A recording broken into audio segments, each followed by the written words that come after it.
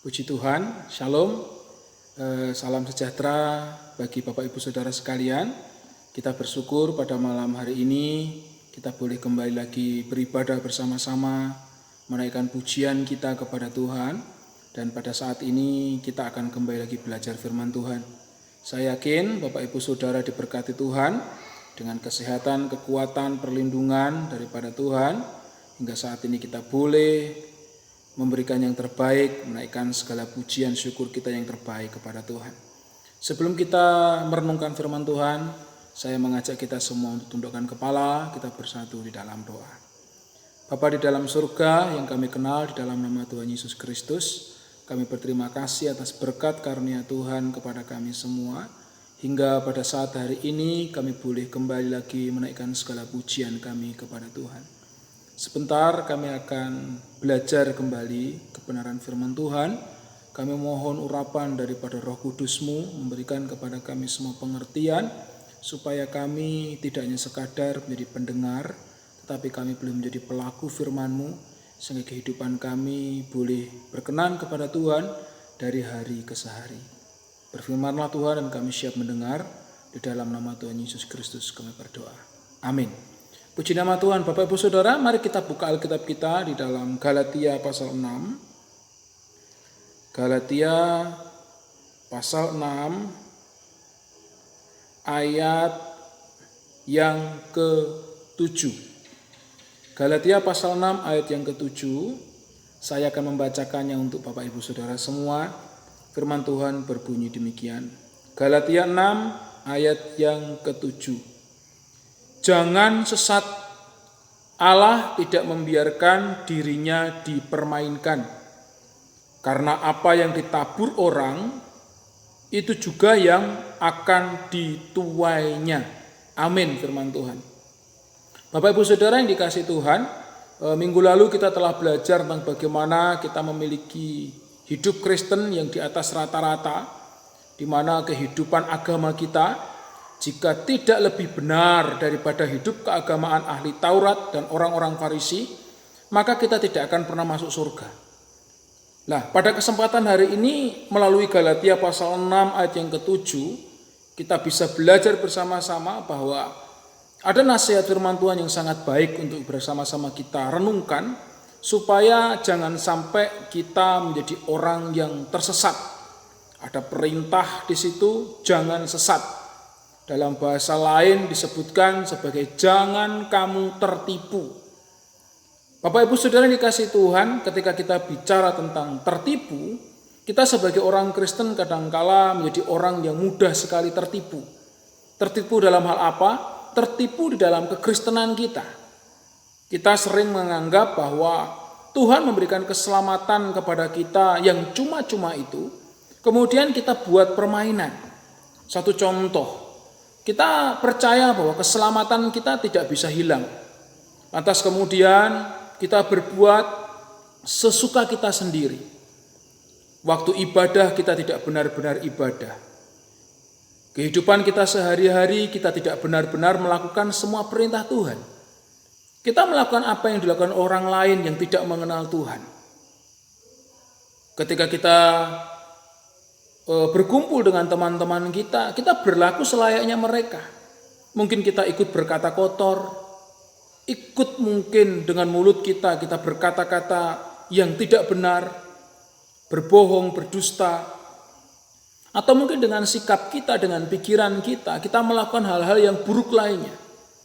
Kemudian berpikir di dalam hati kita, tidak apa-apa aku lakukan ini. Nanti kalau sudah masanya, aku akan datang kepada Tuhan, aku akan berdoa, dan Tuhan pasti akan mengampuni aku. Bapak Ibu Saudara, pikiran-pikiran yang seperti ini adalah pikiran-pikiran yang sesat. Pikiran-pikiran yang telah tertipu. Kita menganggap keselamatan yang diberikan Tuhan, yang cuma-cuma itu, adalah suatu hal yang sangat murah. Padahal Tuhan memberikan keselamatan secara cuma-cuma, karena keselamatan itu sangat mahal. Dan kita tidak akan pernah sanggup untuk mendapatkannya dengan usaha kita. Tetapi kadang-kala konsep berpikir kita yang salah membuat kita semua tersesat. Sehingga sikap Kristen kita tidak menunjukkan sebuah Kristen yang memang bertobat. Kristen kita adalah Kristen yang tanpa pertobatan. Kehidupan kita bisa saja jauh daripada kebenaran. Sehingga tidak heran kalau banyak orang Kristen yang kadangkala berdoa saja malas. Apalagi membaca Alkitab setiap hari, merenungkan firman Tuhan setiap hari, memuji menyembah Tuhan setiap hari, membuat saat teduh bersama dengan Tuhan setiap hari. Mungkin itu menjadi suatu hal yang berat. Karena kenapa? Karena pikiran mereka, hati mereka sedang tertawan dalam kesesatan. Sedang tertawan dalam tipuan-tipuan dunia. Sehingga perintah firman Tuhan di dalam Galatia pasal 6 ayat yang ke-7, di mana perikop ini berbicara tentang saling membantulah kamu. Rasul Paulus menasihatkan kepada jemaat di Galatia supaya jemaat di Galatia jangan sampai tersesat. Firman Tuhan katakan bahwa jangan sesat, jangan tertipu. Alasannya apa? Karena Allah tidak membiarkan dirinya dipermainkan. Bapak Ibu Saudara yang dikasihi Tuhan, pernyataan Rasul Paulus ketika Rasul Paulus berbicara tentang Allah yang dipermainkan, mungkinkah manusia mempermainkan Allah? Kalau kita melihat dalam kemahakuasaan Tuhan, Tuhan yang maha tahu, Tuhan yang maha kuasa, Tuhan yang maha hadir, jelas dia tidak bisa dipermainkan. Tetapi konsep mempermainkan Tuhan ini berawal dari kita. Kita kadangkala tanpa kita sadari, kita mempermainkan Tuhan. Di dalam iman Kristen kita tidak benar-benar melakukan kehendak Tuhan. Kita tidak benar-benar melakukan perintah-perintah Tuhan. Kita tidak benar-benar setia kepada Tuhan. Pada masa-masa yang sulit seperti sekarang ini, kadangkala kita tidak lagi berpikir jernih untuk bagaimana kita bisa memiliki hidup yang bermanfaat bagi sekeliling kita. Bagaimana kita bisa menebarkan kasih kepada sekeliling kita dan lain sebagainya. Banyak orang lebih berpikir bagaimana dia mendapatkan keuntungan bagi dirinya sendiri. Bapak Ibu Saudara yang dikasihi Tuhan, dalam ayat ini ketika firman Tuhan katakan jangan sesat, alasan yang pertama Allah tidak membiarkan dirinya dipermainkan. Saudara dan saya memiliki kewajiban untuk membangun sebuah kehidupan Kristen yang tulus di hadapan Tuhan. Tulus di hadapan Tuhan. Artinya kita tidak memiliki sebuah niatan-niatan buruk dalam mengiring Tuhan, di dalam menjadi Kristen. Kita menjadi Kristen bukan karena hanya sekadar kita menginginkan berkat-berkat jasmani. Kita menjadi Kristen bukan hanya karena Kristen mempermudah kita dalam hal beribadah. Kita tidak perlu 5 kali beribadah dalam sehari, atau kita melakukan perbuatan-perbuatan yang lainnya yang kadang-kala mempersulit kita. Ketika kita hanya berpikir Kristen adalah sebuah agama yang mempermudah kita dan kita ada di dalamnya, maka kita belum benar-benar menjadi seorang pengikut Kristus. Padahal Kristen berbicara tentang bagaimana kita meneladani Kristus, mengikuti Kristus. Kadang-kala tanpa kita sadari kita mempermainkan Tuhan dengan cara berpikir kita yang terimplementasi di dalam setiap perbuatan-perbuatan kita. Kita tidak lagi menjadi orang yang takut akan Tuhan. Di dalam kehidupan kita sehari-hari kita lebih condong dan cenderung melakukan perbuatan-perbuatan yang melanggar firman Tuhan. Dan kita berpikir Tuhan pasti mengampuni saya. Secara diam-diam kita nonton mungkin video-video porno. Secara diam-diam kita mungkin berkata-kata yang tidak benar. Tetapi kita anggap itu hal yang biasa. Nanti aku bisa minta ampun kepada Tuhan.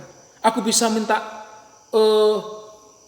kepada Tuhan suatu pengampunan dari penyesalanku. Kita sedang merancang-rancangkan itu. Bapak Ibu Saudara yang dikasihi Tuhan, sekali lagi saya mau ingatkan kepada kita semua, termasuk saya sendiri, bahwa Tuhan tidak akan pernah membiarkan dirinya dipermainkan. Karena itu jangan coba-coba mempermainkan Tuhan dengan cara berpikir kita, dengan cara tingkah laku kita, perbuatan-perbuatan kita. Sadari bahwa setiap perbuatan-perbuatan kita, Tuhan tahu. Dalam setiap perbuatan-perbuatan kita, Tuhan melihat. Perbuatan baik, perbuatan jahat, Tuhan melihat. Karena tidak ada yang tersembunyi di hadapan Tuhan.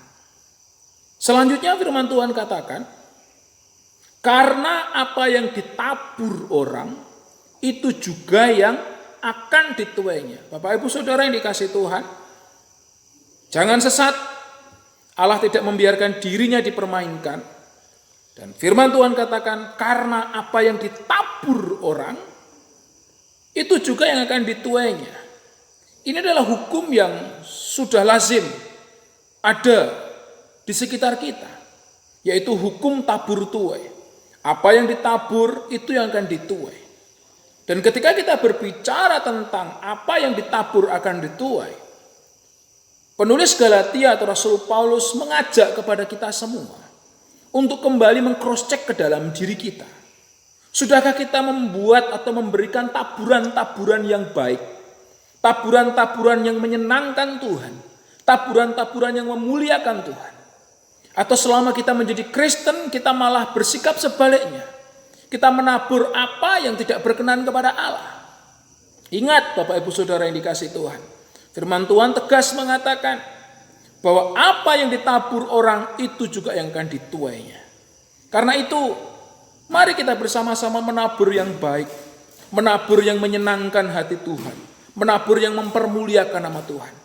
Jangan jadikan kesulitan-kesulitan seperti ini sebagai alasan untuk kita berbuat yang tidak baik, untuk berbuat yang tidak benar. Tapi biarlah kondisi-kondisi yang sulit sekalipun membuat kita semakin giat untuk berbuat baik, semakin memiliki kerinduan untuk kita belajar memberi yang terbaik kepada sesama kita, saling menolong, mewujud nyatakan kasih kepada semua orang, supaya apa yang kita tabur pada masa-masa sekarang ini akan kita tuai kelak untuk kemuliaan bagi nama Tuhan. Puji nama Tuhan. Bapak Ibu Saudara yang diberkati Tuhan, mari kita bersama-sama belajar tentang 3 hal ini. Pertama, janganlah kita tersesat. Jangan kita tersesat. Jangan kita tertipu dengan keberadaan kita. Ingat, keselamatan adalah anugerah Tuhan. Tetapi Filipi juga berkata, Rasul Paulus kepada jemaat di Filipi mengatakan bahwa keselamatan itu harus terus dikerjakan dengan takut dan gentar. Dan yang kedua, Allah tidak membiarkan dirinya dipermainkan. Jangan coba-coba kepada Tuhan. Mulailah beribadah dengan baik. Mulailah memiliki sikap yang benar di hadapan Tuhan. Lakukan tanggung jawab Kristenmu dengan baik, dengan setia, dengan taat. Supaya dengan demikian saudara semua menabur yang baik. Karena apa yang akan kita tabur, itu juga yang akan kita tuai. Pada masa sekarang, pada masa yang akan datang. Kiranya renungan singkat hari ini boleh memberkati kita sekalian. Supaya kita semua memiliki hidup Kristen yang dapat dipertanggungjawabkan di hadapan Tuhan. Memiliki hidup Kristen yang lebih benar daripada kehidup keagamaan ahli Taurat maupun orang-orang Farisi. Memiliki hidup Kristen yang mampu menjadi terang dunia dan menjadi garam dunia. Memiliki hidup Kristen yang menjadi berkat bagi sekeliling kita, bagi rumah tangga kita, bagi keluarga kita, bagi tempat di mana kita bekerja, bagi orang-orang yang mengasihi kita, maupun bagi orang-orang yang membenci kita. Sehingga kehidupan Kristen kita boleh menjadi suratan yang terbuka, yang dibaca banyak orang, sehingga orang boleh melihat kesaksian diri kita, dan orang banyak percaya kepada Yesus Kristus sebagai Tuhan dan Juru Selamat melalui kesaksian hidup kita. Tuhan Yesus memberkati kita sekalian. Kita tundukkan kepala kita, kita bersatu di dalam doa.